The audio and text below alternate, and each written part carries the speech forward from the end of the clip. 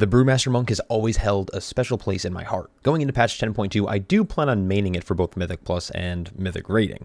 So in this video, we are going to talk about the class going into patch 10.2. I plan on covering everything from tier sets and the nuances that brings, talents, secondary stats, and finally, gear. Feel free to use the timeline below to navigate to any section of the video that you'd like. Also, I don't ask this often, but if you could leave a like, that would be greatly appreciated. With that out of the way, let's dive right in. I've covered the tier set a few months ago, but I want to spend some time talking about it here since there have been some minor changes and bug fixes since that video came out. Also, not to mention the recent buffs that we saw just this week. So for those who aren't aware, the new tier set for us is pretty passive and fairly underwhelming in terms of playstyle. The 2 set bonus increases Breath of Fire damage by 40% now. It used to be 20, but it was recently buffed. This ends up being pretty minor still because Breath of Fire only makes up a small percentage of damage for the Brewmaster overall. The second half of this bonus actually causes the Brewmaster to heal for 50% of all the fire damage that they deal. With talents like Charred Passion and Exploding Keg, it's about an 8 to 10% leech effect, give or take. While underwhelming, it has synergy with the natural damage taken profile of Stagger.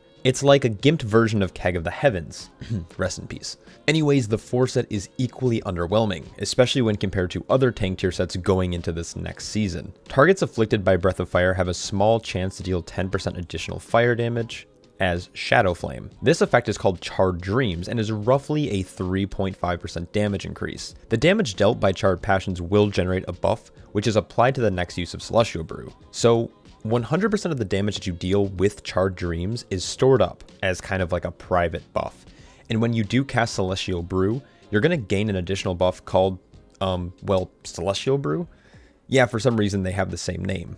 This additional buff is an absorb that prevents staggered damage entirely. So pretty much a blanket immunity to stagger, which is cool. It is a nice little blanket for breathing room, but players who use Celestial Brew frequently will find it hard to generate a large enough shield, making this additional damage reduction feel pretty weak, especially in harder content like High Mythic Plus. Due to this, Brewmaster once again will find itself as an average tank this season. If played well, it will perform, but in my personal opinion, it's going to be one of the more difficult tanks to play due to its bloated kits and its more nuanced way with dealing with damage. Oh, and not to mention its super small health pool. I think it'll be difficult for Blizzard to really bolster this tier set, and I highly doubt it's going to be reworked in any significant way.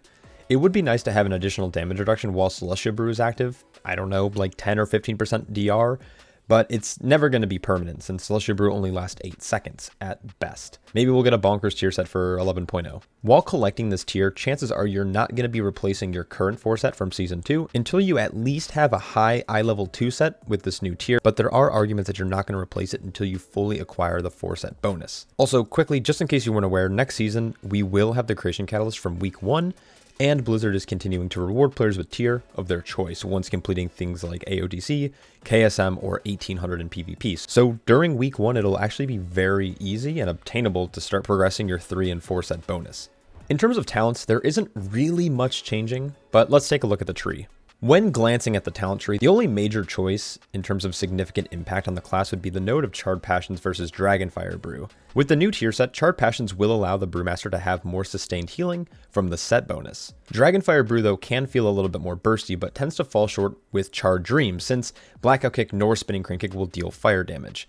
In a Mythic Plus setting, this is just not ideal. With adjustments to Blackout Combo, this potentially could open up some synergy with Breath of Fire. Blackout Combo causes the Brewmaster to deal 50% more direct damage with Breath of Fire after casting a Blackout Kick.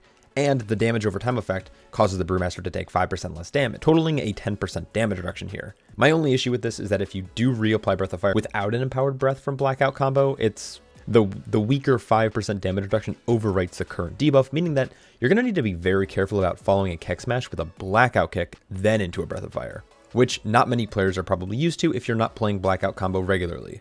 Outside of those 2 talent choices, most likely we're going to see a very similar pathing through the tree, favoring talents like Exploding Keg and Bone Dust Brew. I will leave a talent tree down below for people to import into their game if they like, so check that out if you're looking for a more detailed talent tree layout. So that brings us to secondary stats, and this is actually an interesting topic. Throughout most of World of Warcraft's history, or at least my time playing the game since Legion, secondary sets don't really become ideal for any given class until the final patch. That really hasn't been the case in Dragonflight though. Many classes started hitting their first diminishing returns barrier in the first season and only escalated in Season 2. At the end of Season 2, specifically for the Brewmaster Monk, it was very easy to hit both the critical strike and the versatility diminishing returns at the breakpoint of 30%.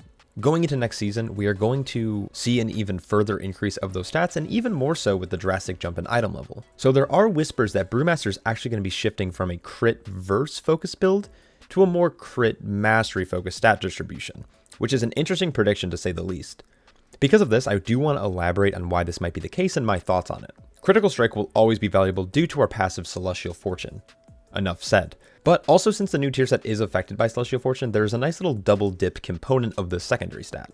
Versatility as well is just a great stat, but bland. It's a direct damage increase while also being a flat damage reduction. More often than not, it's always a powerful tank stat. Verse also has an interesting multiplier with things like trinkets, allowing verse stacking classes to actually gain significant more damage or value or shielding or whatever it might be from all different types of trinkets. Though Mastery is interesting as well due to how it interacts with other multipliers on abilities like Breath of Fire to be specific. In case you forgot, our Mastery is called Elusive Brawler, which allows the Brewmaster to gain significant dodge every time we're struck by an attack. Another effect of our Mastery is actually a direct attack power increase, which increases the potency of all of our damaging abilities. But not just that, let's take a quick look at Celestial Brew for example. We can actually see that this tooltip on WoWHead has an equation attached to it. You can't see this in game unless you're running some weird add-on, so most players aren't aware how the scaling actually works, but this is it. Attack power actually plays a very important role in both damaging abilities and healing abilities like Celestial Brew. The main thought for this upcoming season is actually that the Mastery attack power multiplier will provide more value offensively and defensively than Verse alone. So this next season, what are we aiming for exactly? Now, I want to be safe and I want to tell you all to aim for critical strike and versatility, but like I mentioned with diminishing returns, a Brewmaster around 440 plus item level should already have crit and verse around the 30% mark. So next season, I would advise holding on to those percentages and then placing all additional secondary stat value into Mastery. So long story short, just ignore haste. With secondary stats out of the way, let's talk about gear and trinkets. It's worth noting here that about a week or so ago, I did publish a video and an Excel sheet with the breakdown of all items I think would be desirable for all the tank specs. I'll leave that in the description below, so feel free to use. First and most importantly, we have our tier. We do need to obtain 4 set pieces, and there are 5 slots of tier total, so which ones would be preferred?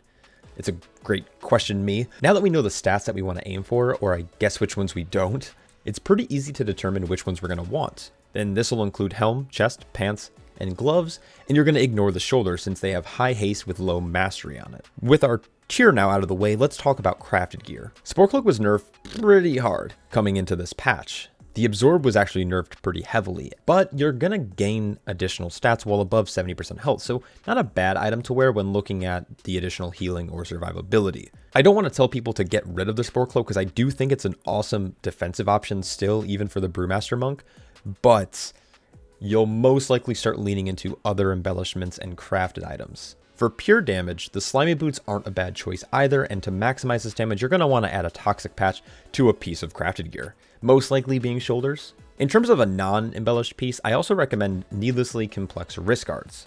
These do give the Brewmaster player access to a battle res, which is a very important tool in Mythic Plus, which can actually save a dungeon run.